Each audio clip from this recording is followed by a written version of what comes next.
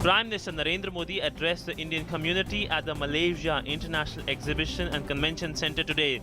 He said that India is not confined to its territory. India exists in every Indian, in every part of the world, in you. He evoked Mahatma Gandhi, Netaji Subhash Chandra Bose and Thiruvalluvar in his speech.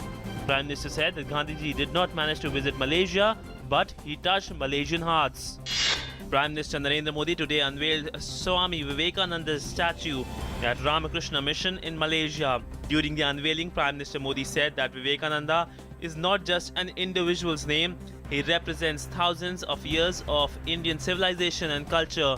He also said that Swami Vivekananda used to say that service of humanity is service of God.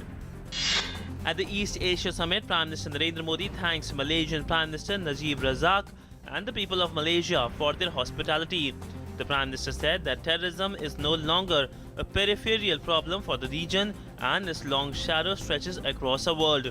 Prime Minister also said that this is a historic summit and applauded members for realizing the vision of the ASEAN community and charting the path to 2025. Prime Minister Narendra Modi will be on air for the next Mann Ki Baat program on November 29th. The program will be broadcast live on the entire All India Radio network and the Doordarshan channels. The Prime Minister has invited people to share their messages for this edition of the Mann Ki Baat on mygov.in, and one can also dial 1800-3000-7800 and record the message for the upcoming edition. Dissenting AAP leader Shanti Bhushan attacks Delhi Chief Minister Arvind Kejriwal, says Kejriwal is running the party autocratically and the party has deviated from its ideology. National Council meeting convened for tomorrow. In a major boost to bilateral security cooperation, China and India have agreed to actively exchange intelligence on terror groups and their activities through a dedicated communication channel.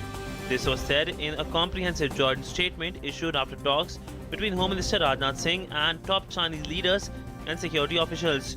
The statement further said that China and India have also agreed to coordinate positions on anti-terrorism endeavors at regional and multilateral levels and support each other.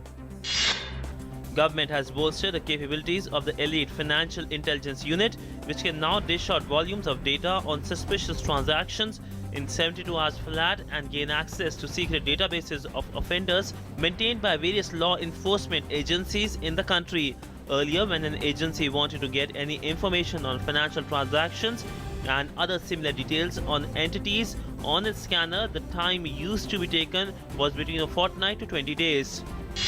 Finance Minister Arun Jaitley will meet heads of the public sector union banks on Monday to discuss various issues including bad loans and the interest rate reduction in light of RBI lowering its policy rates in September.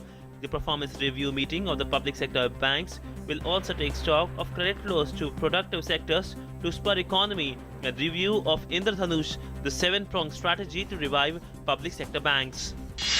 Telecom Ministry has issued notices to state-owned BSNL, MTNL and India Post after Union Minister Ravi Shankar Prasad personally took a note of citizens' complaint over service quality on social media since July. Ravi Shankar Prasad, who has over 4.65 lakh followers on Facebook, received the complaints related to the three departments under his ministry. The minister has asked BSNL and other concerned ministries to use social media, following which it held a workshop for the officers in charge of public grievances redressal in various telecom circles. Commerce and Industry Minister Nirmala Sitharaman has said that India and the European Union will resume talks on the proposed free trade agreement soon, expressing disappointment and concern over the EU banning of around 700 pharma products clinically tested by the GVK Biosciences. India had in August deferred FTA talks with the European Union. Government is looking further to simplify income tax return forms to help taxpayers fill them without seeking help from experts, and the Revenue Department has set up a committee in this regard. The committee will be headed by Joint Secretary level officer and would include chartered accountants and tax experts. The effort would be to come out with a simple formula for indexation to help assessees compute capital gains on the sale of assets. PFRDA Chairman Hemant Contractor has said that the Finance Ministry is considering a proposal to increase investment limit of pension funds in stock markets to 50%, and a decision is expected in a short time. At present, the Pension Fund Regulatory and Development Authority of India is allowed to invest up to 15% of the corpus into stock market.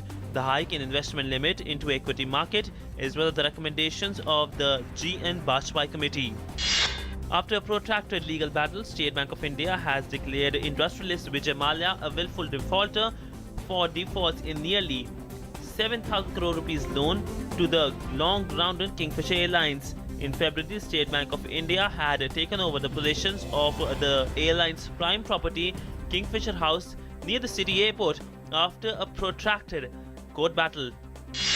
1971 war crime convicts Salahuddin Chaudhary and Ali Hassan Mujahid hanged to death in Bangladesh capital Dhaka. They were accused of genocide and rape during 1971 independence struggle against Pakistan. Nearly 90 people have been killed in Jade mine landslide in northern Myanmar. Most of the dead were people who tried to make a living by climbing on waste material dumped from nearby mines. More than 100 people are also injured in the landslide.